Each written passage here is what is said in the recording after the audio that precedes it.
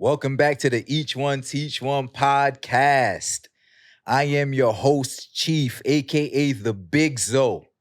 Cause nobody rep Haiti like me, and if they say they do, they lying. But I still love them cause I support everything Haitian. And we back at WTF Media where the magic happens. Got the super engineer, super producer, Wolf the Legend in the building. Round of applause, round of applause. You know the vibes, man. We here. What up, my brother? How you doing? I'm good. It's a special day, man. Yes, sir. Now let's get to work, man. Let's get to work. What's first on that docket, brother? I'm hearing things, man. Talk to me. What you hearing? Hearing things about my boy Tyler Perry, man. Oh, shit. Oh, man. I'm hearing things, man. What you been hearing? Man, so Tyler Perry was on an interview and he said something about the breadwinner in a relationship, but he's made it specific to Black women. And I think that is what rumbled a few feathers, right? He spoke about how, which is also truth, that a majority of Black women make more money in the household now. Right. Sure. That's just what it is. And it's something that should be applauded and celebrated. Our women are getting to the bag. They are. They're getting to the bag. And he said that, but sometimes with that point of women getting to the bag, they put down the Black man. Right. In the household, you know. And he was saying, even if you make more money than your man and he could just pay the light bill, you should still respect him as your equal. That's what Tyler was saying? Yeah, that's what Tyler was saying. And they was cooking him for that. Yeah, they were cooking him for that. You know the comments. Man. I ain't dating a man that can only pay the light bill. Well, this and that. Well, you know. Good for you then. You don't do that then. You don't do that then, respectfully. You know, everything ain't for everybody anyway. Listen, we gotta stop caring about what everybody think. You know what I'm saying? Real it's talk. Like, if you on social media, then you know what it's like to say something that you feel like is true, right? It's like, I'm standing on this. What I said is, I don't think what I said is problematic. I don't think what I said was me being careless with the power of my voice. But it don't matter because it's like you will find somebody who will disagree with you and be on the opposite side of the saying, in the line of the saying of where you are. Yes, sir. You just can't care, bro. You can't please everybody, bro. The nigga, Absolutely. what he said was true. Like, a man's respect shouldn't be tied to what he can do financially because a man brings so much more to the table. That's like saying a woman is only valuable because of her giving me sex. Like, obviously, that's not the truth. But if a man say that, let Tyler Perry say something like that, they're going to really be hanging him. Yeah, they're going to really hang him. Come on, man. Yo, that's a great perspective. I love that. Man. But I also want to know what you feel about what he said. And after you go, I'm going to tell you how I feel about what he said as far as women being the breadwinner in the relationship and why sometimes it could, like, I guess, harm the structure of things. Because like they say, you know, men are supposed to lead, men are supposed to be the breadwinner, right, whatever, blah, blah, blah, and all that stuff that society has already put in place instead of just leading with love, right, as it should be. What do you think about a woman as the breadwinner in a relationship?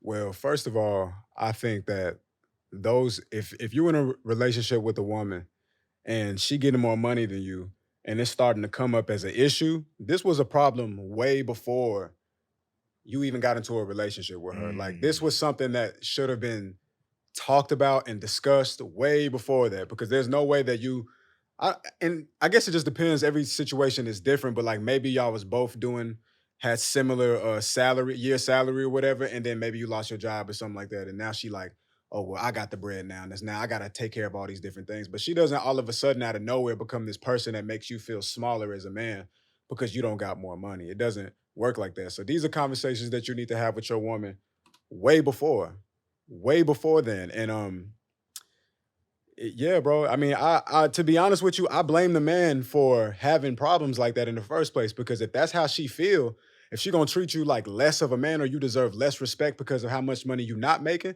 that's your bad for even being with her, because being with her is co-signing her behavior, to be real. Bingo. To me. So can I be vulnerable for a minute? Man, be all the way honest. I've dated women that made more money than me. Me too.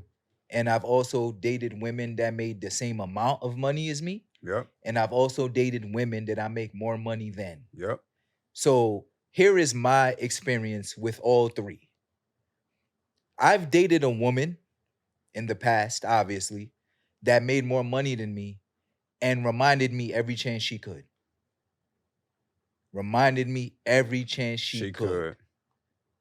I've dated a woman that made more money than me.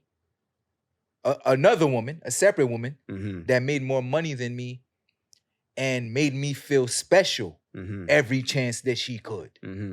I say that to say this. 2 women, they both made more money than me. One reminded me every chance she could. One treated me and made me feel special every chance that she could. So I say that to say this. You ever saw the Fab interview when he said, I forgot who he was talking about. He was like, money doesn't change you. It just intensifies who you are. For sure. So if you're lame and you win the lotto, now you're just a rich lame. For sure.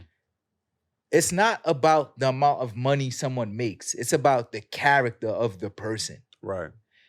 If you are a bad person or a selfish person, having money just intensifies that. Of course. I think Tyler Perry should have been more responsible in the sense of not discussing just finances, but discussing the person. Right. Because it's the person that makes the money. Right. The money doesn't make the person. Right. Absolutely. You feel me? That's what I'm saying. That person was already like that. It was already like that. Yeah, for sure. So it's about the person you choose. I want you to make more money than me because I know the type of money and the type of hustle I got. Yeah. So I'm going to get to where you're at and we're going to win together. But at the same time, because I got to raise this because I already know how the women thinking. Like a lot of the time when these personas of women come from a place of men not doing everything they're supposed to be doing too. So like imagine a scenario where not only is a woman making more money, but the man is not being a man. What she expects him to do as a man. Like, you want to be a man in this house? I expect you to do certain things. Maybe that's take the lead during certain situations, handling certain things before I got to handle it. Facts. You know what I mean? Things like that. And Facts. when men is like slipping on their pimping in such a way where it's like, damn, not only are you not doing this, but then you also not making no bread also. And I think yeah, I feel that. I think that helps create the persona of a woman being like, nigga, stop talking to me. You know what I'm saying? Like, I make more money than you and you don't do your manly duty. So sometimes I think it's that too. And we, as men, we got to be honest. Like, the internet, the male consciousness of the internet loves to make it seem like men are just taking care of their business at all times. Yeah, that's not true. And it's not true. Yeah. And so what that means is that sometimes you're not taking care of your business, and that's being respectful about it, because a lot of men are just not handling business at all. Bums. You can say bums, bro. Bums, bro. Bums. Absolutely. They ain't doing nothing but laying down pipe, and that's it. But it got to be more than that. It got to be more than that. It got to be more to than that. each his own, though. If you accept that life, that's on you. But Right. Tyler Perry, you can always come to the E1T1 podcast to just break bread. But Facts. I understand what you were trying to say, bro, but it's not the woman that makes more money. It's just the person and who they are. Right. And how the money affects them and how they move, in my opinion. Right. We should have played the clip. That's what we're going to do next time. Let's play the clip next time. Yes, sir. I love For sure. it. So we can give people who don't know proper context to this. I wish I could find it right now. Yeah, absolutely. I love that, giving people the proper context. Yeah. Because I'm sure I butchered it. Do you have the clip at all? Nah, I don't. You don't have the clip? Okay. I'm trying to find it, Todd. Damn. Nah, it's just too many clips on here. I mean, we can add it in edits. Yeah, for sure. We can add it in. You know what I mean? Yeah, but I wanted it just in case it's something we missing on the topic. But anyway, y'all let us know in the topics. Let us know how you feel. Absolutely. Listen, got this E1T1 mailbox, man. Let's go. The E1T1 mailbox. Let's do it. All right. First question.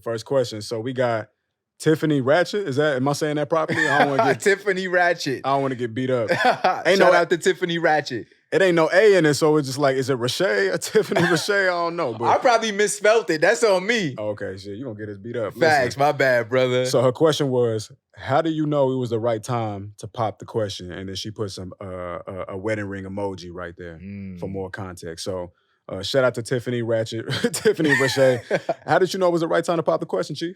Damn. That's a great question. That's the first one of the E1T1 mailbox. Yeah, that's heavy. That's heavy. Mm-hmm.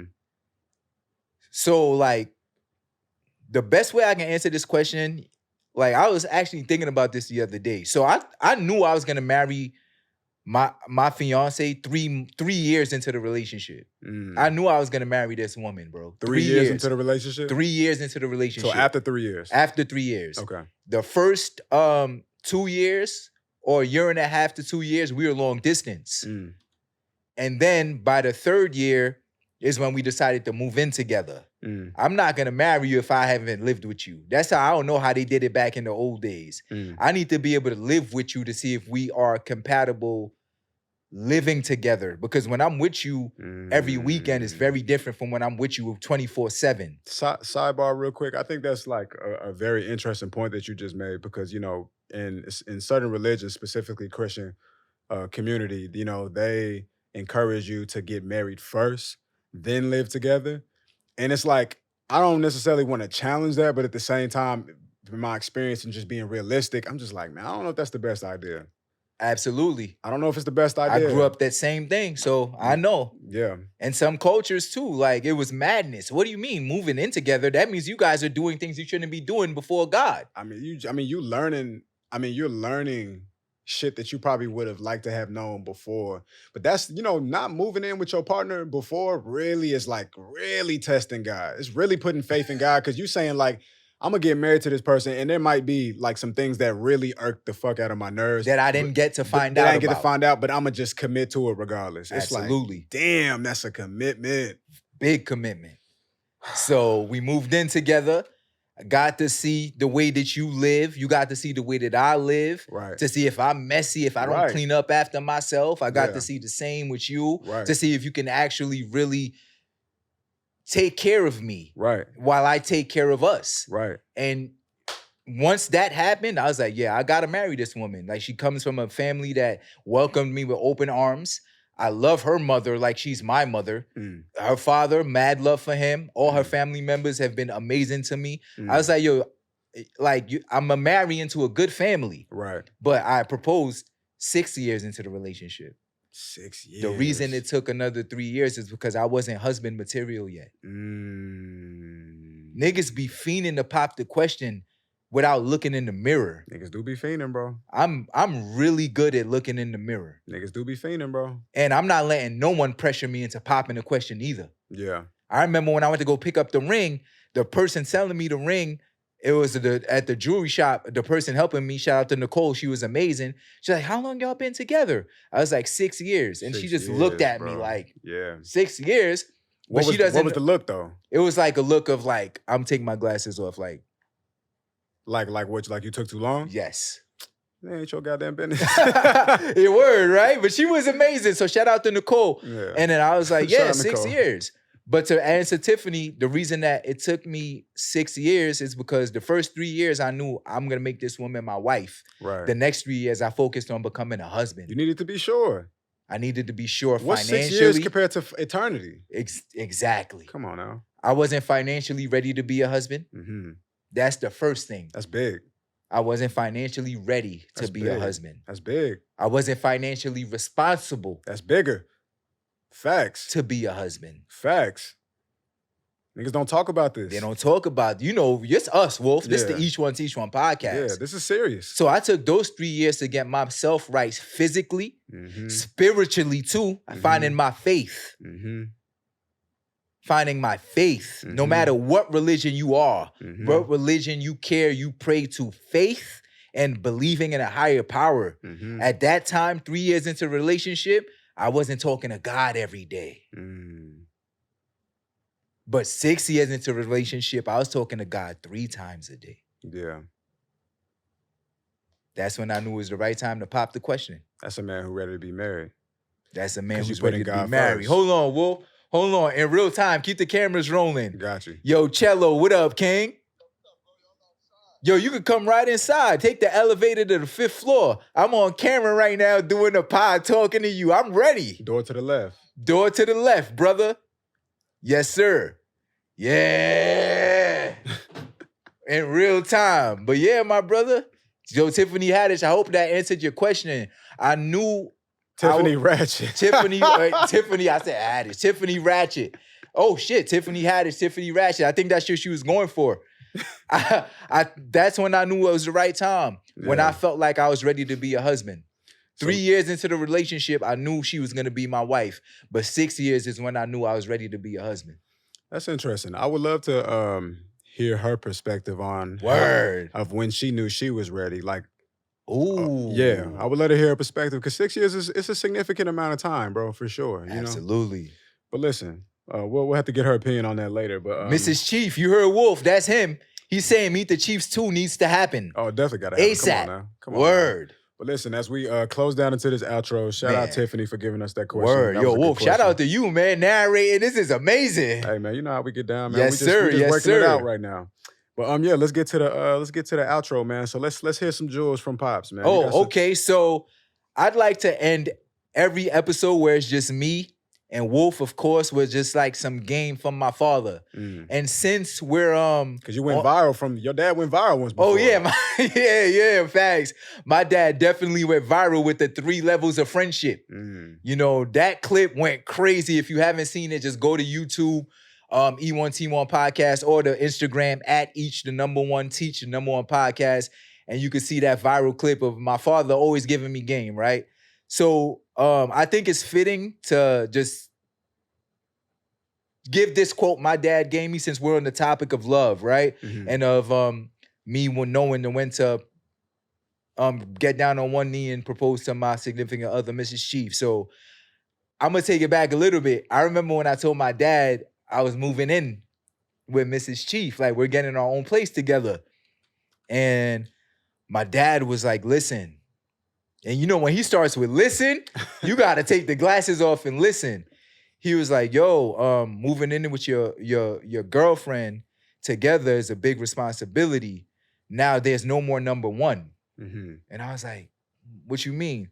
He's like, everything you do now is number 2. He was like, everything you do, you never come into the house with 1 plate of food. You come in with 2. You never come into the house with 1 pair of shoes. You come in with 2. Everything is split down the middle. You share everything. Everything with your woman, except for sharing your woman. I'm Chief and I'm out. Round of applause, round of applause, round of applause. Yeah! That was nice. Yeah! That was nice, for sure. My brother, my boss is a psychopath, bro.